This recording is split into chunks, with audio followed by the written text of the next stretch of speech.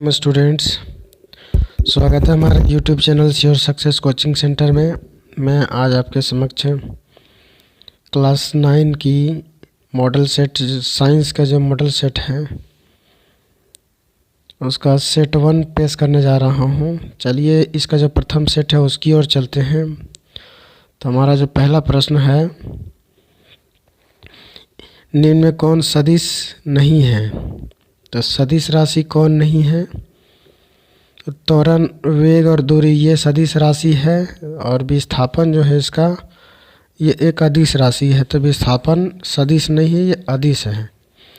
अगला प्रश्न है, वेग में या वेग परिवर्तन की दर को क्या कहते हैं? तो वेग परिवर्तन की दर को हम त्वरण कहते हैं। तो इसका उत्तर हमारा जो हो जाएगा त्वरण हो जाएगा। इसका उत्तर त्वरण हो गया। चाल और वेग का सही मात्रक क्या है? तो चाल और वेग का सही मात्रक मीटर प्रति सेकंड होता है। अगला प्रश्न है, ओडोमीटर क्या मापता है? तो ओडोमीटर दूरी मापता है। 20 मीटर पर सेकंड को किलोमीटर प्रति घंटा में बदलिए। तो किलोमीटर प्रति घंटा में जब बदलते हैं तो इसका मान जो निकलता है हमारा, तो मान आता है 72 किलोमीटर प्रति घंटा। तो इसका उत्तर हो जाएगा 72 किलोमीटर प्रति घंटा। एक कार की चाल 15 मीटर की दूरी तय करने में 18 किलोमीटर प्रति घंटा से 36 किलोमीटर प्रति घंटा हो जाती है। तो कार का त्वरण क्या होगा? तो इसका उत्तर जो हम निकालेंगे, दूरी दिया है 15 मीटर, एस, यू दिया हुआ है यहाँ पे, यू है 18 किलोमीटर प्रति घंटा और भी है 36 किलोमीटर प्रति घंटा, और दूरी एस जो दिया हुआ है हमारा, एस जो है 15 मीटर है। तो ये निकाल लेंगे, भी बराबर भी स्क्वायर माइनस यू स्क्वायर बराबर 2as। इस सूत्र पे हम निकालेंगे तो निकल जाएगा, और मान जब निकलता है तो इसका मान आता है 2.5 मीटर पर सेकंड स्क्वायर। तो इसका उत्तर जो होगा 2.5 मीटर पर सेकंड स्क्वायर हो जाएगा। बल का एसआई मात्रक क्या है? तो बल का एसआई मात्रक न्यूटन होता है। इसको किलोग्राम मीटर पर सेकंड स्क्वायर भी कहते हैं। 1 न्यूटन किसके बराबर होता है? तो 1 न्यूटन जो होता है F बराबर एम में लिखते हैं। तो m जो होता है उसका एसआई मात्रक केजी होता है, ए का एस होता है मीटर पर सेकंड स्क्वायर, तो किलोग्राम पर मीटर स्क्वायर। तो इसमें जो किलोग्राम पर मीटर स्क्वायर होगा वही इसका उत्तर हो जाएगा। तो इसका उत्तर जो है 1 वाला हो जाएगा, किलोग्राम पर मीटर स्क्वायर। अगला प्रश्न है, 3 पिंड ए बी सी के द्रव्यमान क्रमशः 5 kg, 2 kg या 10 kg है। किसका जड़त्व सबसे कम है? जो सबसे हल्का होगा उसका जड़त्व कम, और जो सबसे ज़्यादा भारी होगा उसका जड़त्व सबसे अधिक होगा। तो जो इसमें सबसे हल्का है वो 2 kg है, 2 kg बी है। तो इसका उत्तर हो जाएगा बी।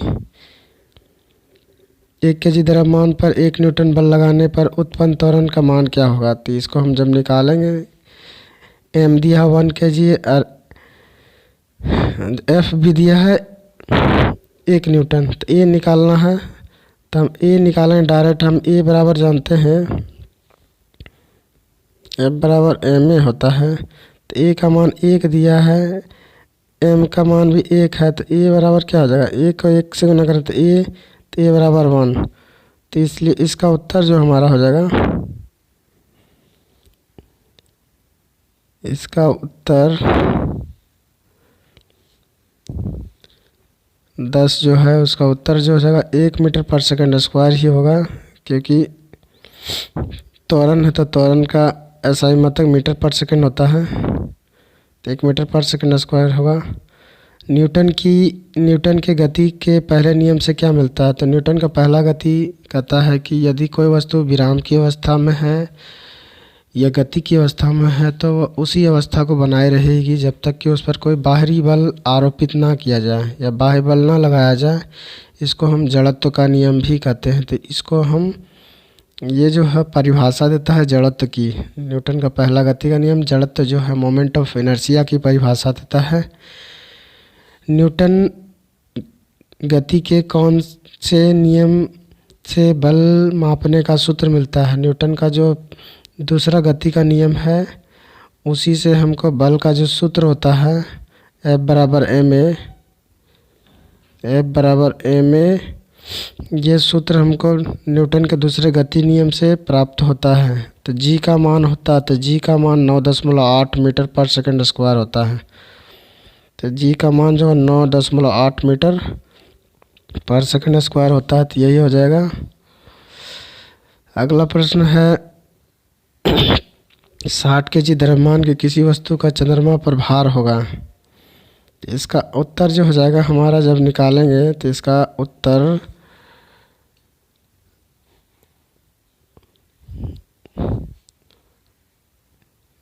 उत्तर जो निकालेंगे हम,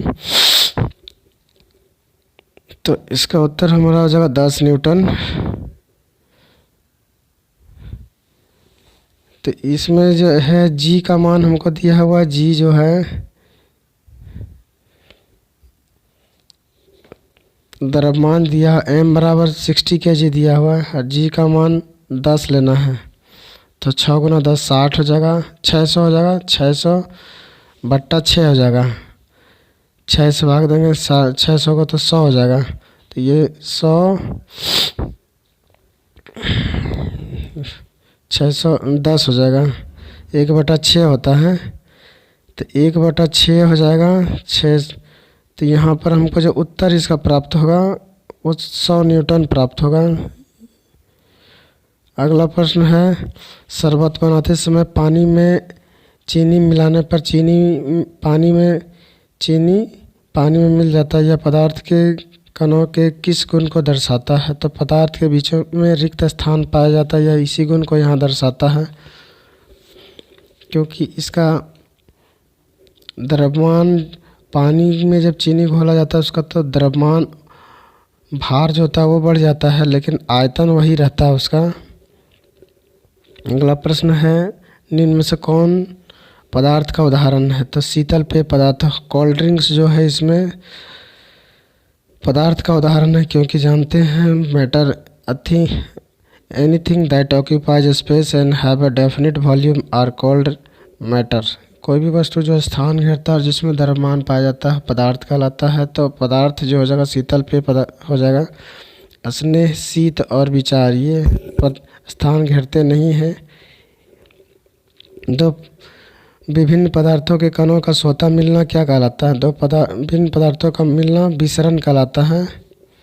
अगला प्रश्न है किसी तत्व के द्रव्यमान प्रति इकाई आयतन को क्या कहते हैं?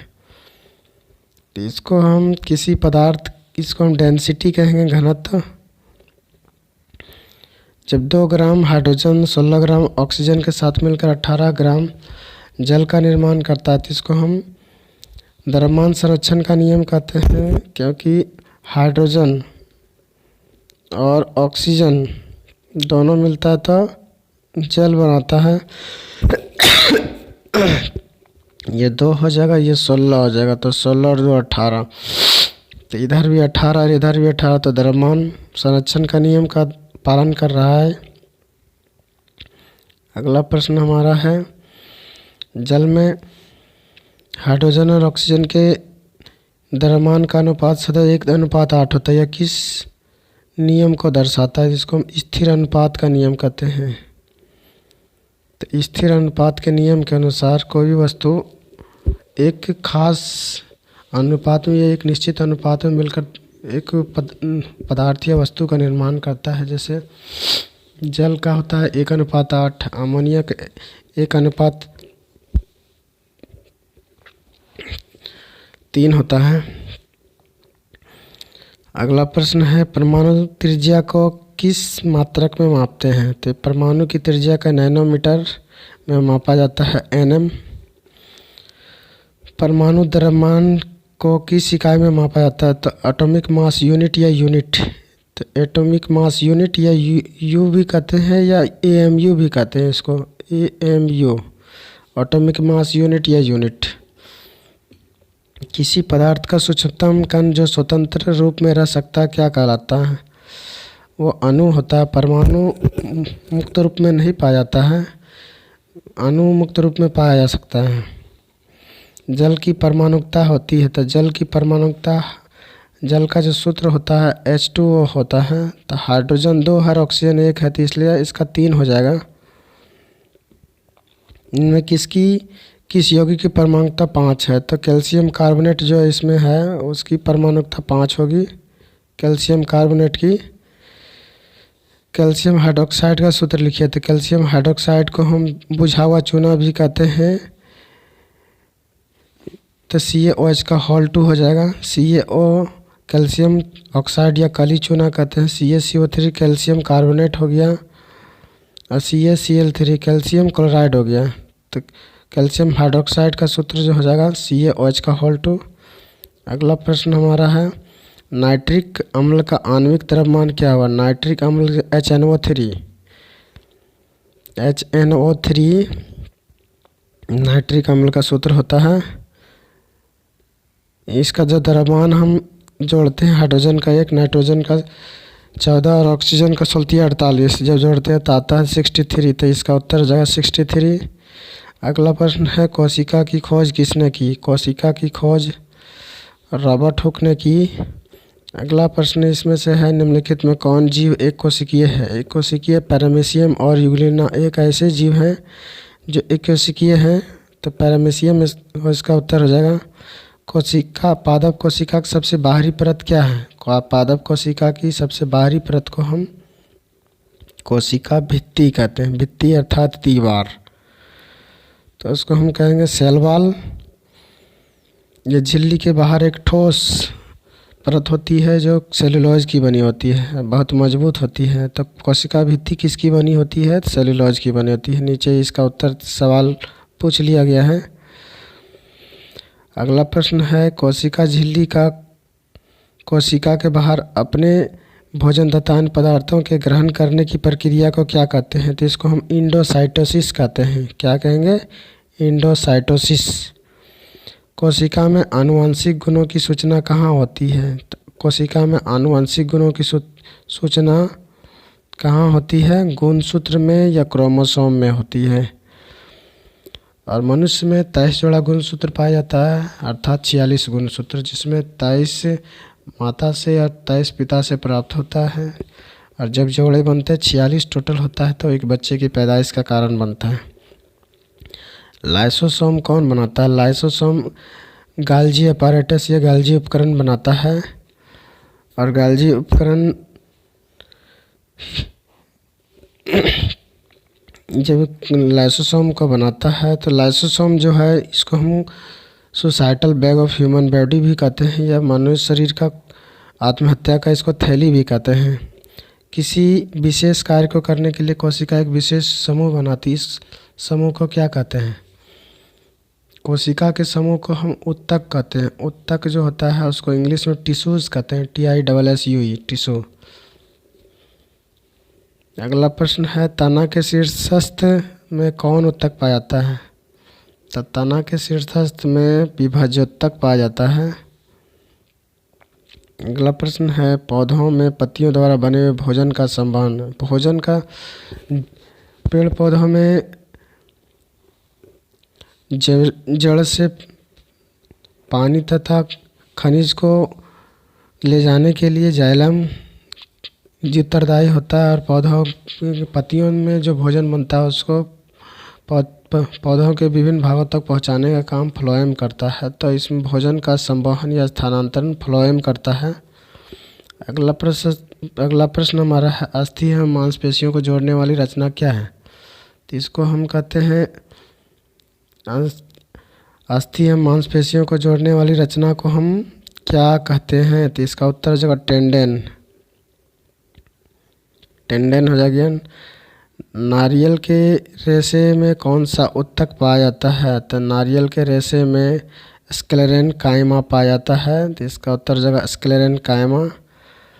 अस्थि एक उत्तक है, तो अस्थि एक संयोजी उत्तक है, क्योंकि पूरे शरीर को यह जोड़ कर रखता है, पूरे शरीर का ढांचा प्रदान करता है। इसी प्रकार कि रक्त के बारे में पूछा जाता है कि रक्त क्या है, तो रक्त भी एक संयोजी ऊतक है, लेकिन तरल संयोजी ऊतक है। तो आज मैंने आपके समक्ष 9वीं वर्ग की साइंस का जो पहला सेट है उसको सामने रखा। इसके आगे और भी सेटों को ज़्यादा से ज़्यादा बनाने की कोशिश किया जाएगा और अपलोड करने की कोशिश किया जाएगा। आप इस वीडियो को ज़्यादा से ज़्यादा शेयर कीजिए और अपने दोस्तों तक पहुंचाने की कोशिश कीजिए और हौसला बढ़ाने की कोशिश कीजिए हमारी, ताकि मैं और भी इस तरह से वीडियो को अपलोड करूं। धन्यवाद।